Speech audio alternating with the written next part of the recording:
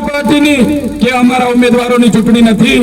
આ ચૂંટણી આપણા અસ્તિત્વની ચૂંટણી છે, આપણી સંસ્કૃતિ પ્રકૃતિ બચાવવાની ચૂંટણી છે, આપણે જળ જંગલ જમીન બચાવવાની ચૂંટણી છે, આપણા ગામડા બચાવવાની ચૂંટણી છે, આપણા બાળકોનું શિક્ષણ, યુવાનો માટેની રોજગારી બચાવવા માટેનું શિક્ષણ છે।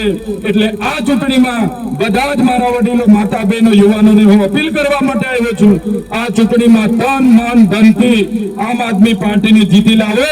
પહેલા પણ અમે લડ્યા છે, આજે પણ લડીએ છીએ। તાલુકા અને જિલ્લા પંચાયતમાં અમારા લોકો ચૂંટાઈને આવશે તો ડબલ તાકાતથી આ ગુજરાતની સરકાર સામે અમે લડીશું। આ ગુજરાતની સરકાર, એમની નજર હવે આપણા ખનીજો પર છે, આપણા ડુંગરો પર છે, આપણી જમીનો પર છે। આપણે દેશ અને પ્રદેશના વિકાસમાં એટલું બધું યોગદાન આપ્યું। આઝાદીના 78 વર્ષમાં 50 વર્ષ કોંગ્રેસે શાસન કર્યું, 30 વર્ષ ભાજપે શાસન કર્યું, પણ આજે પણ આદિવાસી સમાજ શિક્ષણ માટે આંદોલન કરે છે, સિંચાઈના પાણી માટે આંદોલન કરે છે, પીવાના પાણી માટે આંદોલન કરે છે, આરોગ્યની સુવિધા માટે આંદોલન કરે છે, રોડ રસ્તા માટે આંદોલન કરે છે, મનરેગાની યોજના માટે આંદોલન કરે છે। ત્યારે મેં મારા વડીલો છે, માતાઓ છે, બહેનો છે, મેં કહેવા માટે આવ્યો છું, ક્યાં સુધી આપણે આંદોલન કરીશું, ક્યાં સુધી લડેંગે જીતેંગે जिंदाबाद मुर्दाबाद કરીશું, ક્યાં સુધી હાયરે સરકાર હાય કરીશું, ક્યાં સુધી આવેદન નિવેદન કરીશું। એના કરતા તમને કહેવા માટે આવ્યો છું, આ તક આવી છે, આ મોકો આવ્યો છે, તમે તમારા મતનો ઉપયોગ કરો, ઝાડુના બટન દબાવો અને તમામ સમસ્યાનું સમાધાન લાવવાની જવાબદારી અમે તમારા વતી લઈએ છીએ। સાથીઓ, આજે ચૈતર વસાવા સાથે તમારા જેવા લોકો જોડાયેલા છે, ઈમાનદાર, ગરીબ, આદિવાસી, એસસી, એસટી, ઓબીસી, એનો ડર હવે ભાજપને સતાવી રહ્યો છે। એમના મંત્રીઓ, તંત્રીઓ આ વિસ્તારમાં આવે છે એટલે ચૈતર વસાવા આમ, ચૈતર વસાવા તેમ, આમ આદમી પાર્ટી આમ, આમ આદમી પાર્ટી તેમ।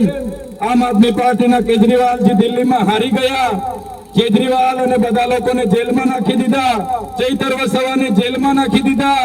હવે આમ આદમી પાર્ટી પૂરી થઈ ગઈ, આમ આદમી પાર્ટી હવે ચાલવાની નથી અને બધું પૂરું થઈ ગયું એવું કહેવા વાળા નેતાઓ, આપણા સાંસદો, મંત્રીઓ બધા કહેતા હતા ને આપણને, ત્યારે આ મંચ પરથી એ ભાજપના નેતાઓને, એમના પોલીસ અધિકારીઓને, એમના મંત્રી તંત્રીને કહેવા માંગુ છું, તુમકો કા લગતા થા નહીં લૂટેંગે, तुमको क्या लगता था नहीं लौटेंगे, गलत, जब तक तोड़ेंगे नहीं तब तक छोड़ेंगे नहीं। हमको क्या अंडू पंडू गंडू झंडू समझ के रखा है क्या? ये चैतर वसावा है, चैतर वसावा कभी झुकेगा नहीं, लड़ेगा। बस તમારા સહકારની જરૂર છે। આ લોકો અમને પણ જેલોમાં નાખે છે, ડરાવે છે, ધમકાવે છે, ભાજપમાં આવી જાઓ, ભાજપમાં આવી જાઓ, નહીં તો તમારી કારકિર્દી પૂરી કરી નાખીશું, તમને જેલમાં 5 વર્ષ નાખી દઈશું, 10 વર્ષ નાખી દઈશું। હમણાં 80 દિવસ સુધી મને જેલમાં નાખ્યો, હવે મારા વડીલો બેઠા છે, મારી માતાઓ બહેનો બેઠી છે, તમે જણાવો મને, ચૈતર વસાવા કોઈને કાચનો ગ્લાસ, 1 કિલોનો ગ્લાસ માથામાં મારે તો માણસ હારો રહે કે પતી જાય? ચૈતર વસાવા 1 કિલો ગ્લાસ કોઈના માથામાં મારે, કાચનો ગ્લાસ માથામાં મારે તો માણસ રહે કે ખેલ ખતમ? ખેલ ખતમ, ટાટા બાય બાય થઈ જાય કે ના થઈ જાય?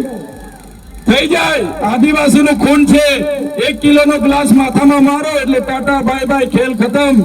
પણ મેં ગ્લાસ નથી માર્યો છતાં મને 1 અઠવાડિયું નહીં, 1 મહિનો નહીં, 80 દિવસ વડોદરાની જેલમાં રાખ્યો, મને ડરાવવાનું કામ કર્યું, ધમકાવવાનું કામ કર્યું, મને ભાજપમાં લઈ જવા માટે ભલભલા આઈપીએસ અધિકારીઓને દબાણ કરાવ્યું, એમના મુખ્યમંત્રી, નાયબ મુખ્યમંત્રી, મંત્રીઓ બધાએ કીધું કે મંત્રી બનાવીશું અને નહીં માનો તો તમારે જેલમાં રહેવું પડશે। ત્યારે પણ આ ચૈતર વસાવાએ ભાજપના મંત્રીઓને કીધું હતું, અમારા ભગવાન બિરસા મુંડા, અમારા આદિવાસી પૂર્વજ, એ પણ અમારા અધિકારો માટે લડતા લડતા જેલમાં શહીદ થઈ ગયા। આ ચૈતર વસાવા પણ આદિવાસીઓ માટે લડતા લડતા શહીદ થઈ જશે, કઈ પડેલી નથી। અમને કોઈ ચિંતા નથી, આ વિસ્તારમાં પણ સમય આવશે આ ભાજપની સરકારને કહેવા માંગીએ છે, તમારે મિલિટરી મૂકવી હોય તો મિલિટરી મૂકજો, તમારે આર્મી મૂકવી હોય તો આર્મી મૂકજો, પણ જે દિવસે અમારા લોકોની જમીન લેવાની કોશિશ કરશો એ દિવસે આર પારની લડાઈમાં પહેલા આગળ સૌથી આગળ આ ચૈતર વસાવા હશે. અમે ડરવા વાળા લોકો નથી. અમારા ઘરમાં તીર કાંઠા, પાલિયા, ભાલા એ કઈ અમે શણગાર માટે નથી મૂક્યા. જે દિવસે આંબા ડુંગરના 28 ગામોને અહીંથી ઉઠાડવા માટે પોલીસ અને મિલિટરી આવશે તે દિવસે તીર કાંઠા, પાલિયા અને ભાલા પણ અમે ચલાવીશું. તે દિવસે નેપાળવાડી પણ કરીશું, પાડલિયાવાડી પણ કરીશું. હવે એક ઇંચ જમીન અમે આપવાના નથી. વિકાસના નામે અમે એક ઇંચ જમીન આ વિસ્તારમાં આપવાના નથી. ત્યારે હું કહેવા માટે આવ્યો છું, અમે પૂરી તાકાતથી તમારા માટે લડીશું, ભાજપ સામે લડીશું, એમની પોલીસ સામે લડીશું, અમે તમારા માટે સરકાર સામે લડીશું.